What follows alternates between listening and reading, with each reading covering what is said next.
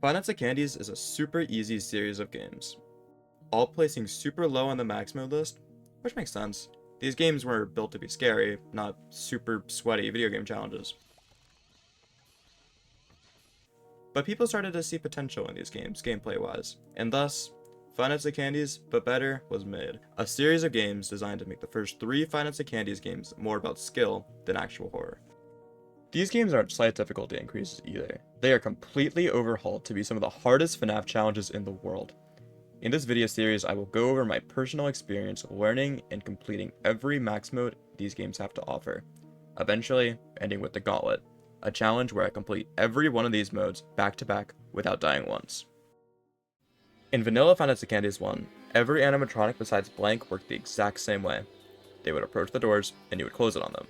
With Blank, you would wait until he disappears in cam 11 and then close the front window. The max mode for Five Nights at Candy's 1 was also super easy. You would close and open the doors repeatedly since the power drain on the doors was exponential, completely eliminating the use for the hallway cameras. In But Better, however, everyone was given completely unique mechanics that make the game much harder. I'll start by explaining each one of the animatronics mechanics at a basic level, and then talk about my personal strat for beating the mode. Candy will progress down either the left hall or the right hall. He will choose which path to go once he reaches cam 2. If he reaches cam 4, you close the right door. If he reaches cam 6, you close the left door. He will instantly bonk, so it's best to close the door and immediately open it again. Note that Candy is not able to go to the same side twice in a row. If he goes to the right side, he'll be forced to go to the left side on his next movement. Cindy will start in cam 1. Every 24, 26, 28, or 30 seconds, Cindy will have a chance to move to cam 12.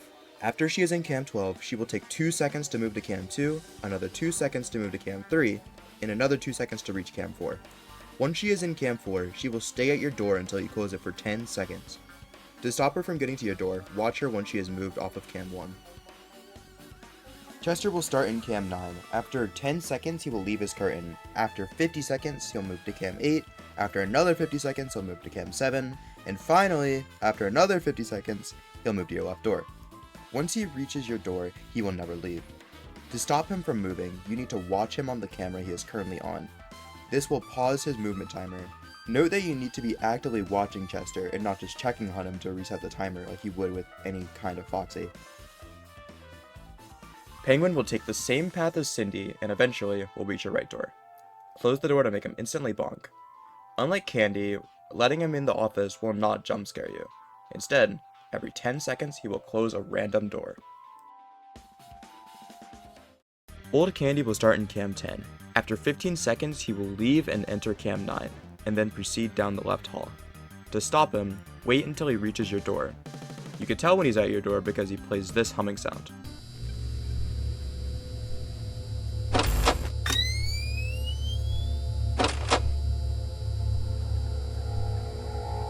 And then close the door on him.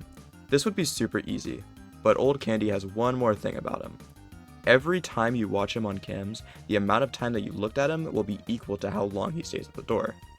This timer thankfully resets after he bunks on the door, but can still be very bad for power since he can camp the door for a long time.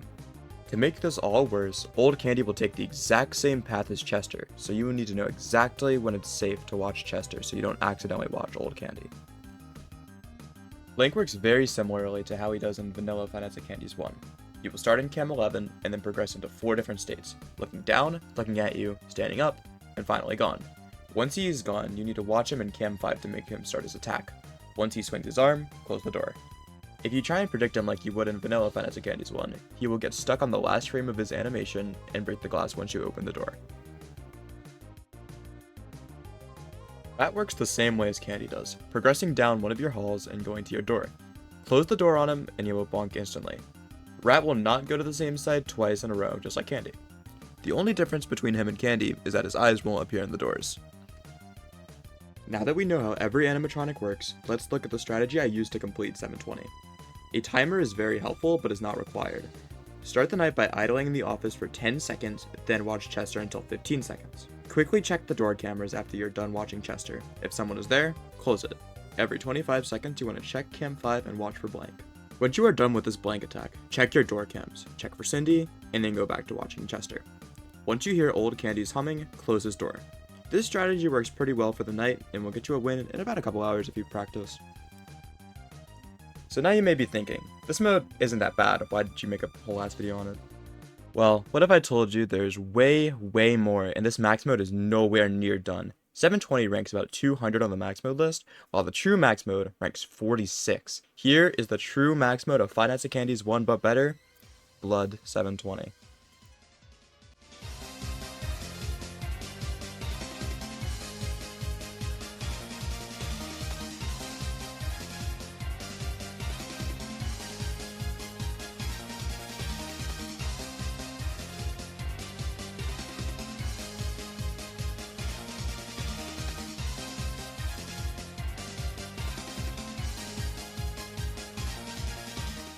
Blood 720 is a lot more speed and memory based than normal 720, making for insanely tight timings with the door animatronics and the camera animatronics.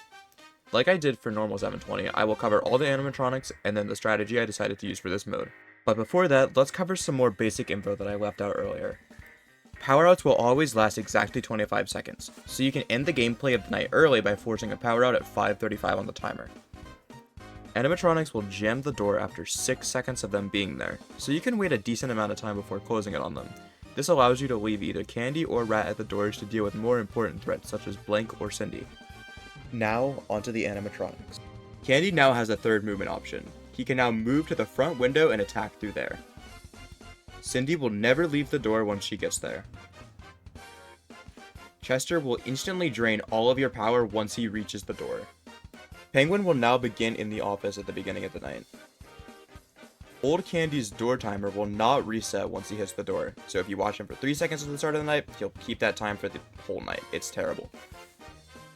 You now need to watch Blank in Cam 11, or else he will be too fast to catch in Cam 5. Note, you can be in Cam 5 the frame he shows up to avoid watching him in Cam 11. Rat will now attack from one camera behind. He will attack from Cam 7 on the left side and Cam 3 on the right side. Now that we know all the animatronic changes, we could talk about the strategy for this night. Since Blank is such a big roadblock, a timer is basically required for this night, unless you're the GOAT. These are the intervals that you want to put on your timer. On these intervals, you want to be on Cam 5 and be watching until Blank attacks. One very funny thing can happen when you're using this strategy. Candy can move into Cam 5 while you're waiting for Blank and block Blank's attack. This is called Blank blocking. And if this happens, Blank will be stuck on the last frame of his animation and you will die as soon as you open the window. Now you trying to say sorry. I got a Gauntlet on them motherfucker. Fuck.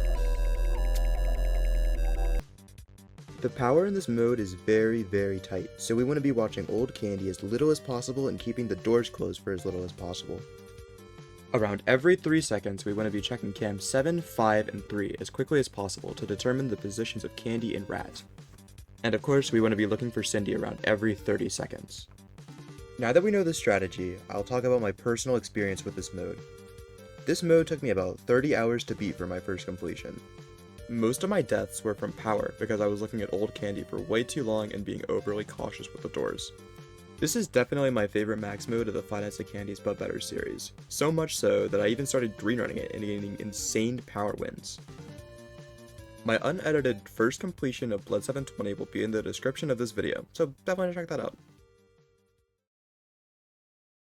Thank you guys so much for watching this video. I will be continuing this series since these videos are super fun to make. So stay tuned for the video on Five Nights at Candy's 2 But Better, where I complete the Ringing Nightmare faulty equipment and Rat and Cat Theater faulty equipment. Thanks for watching.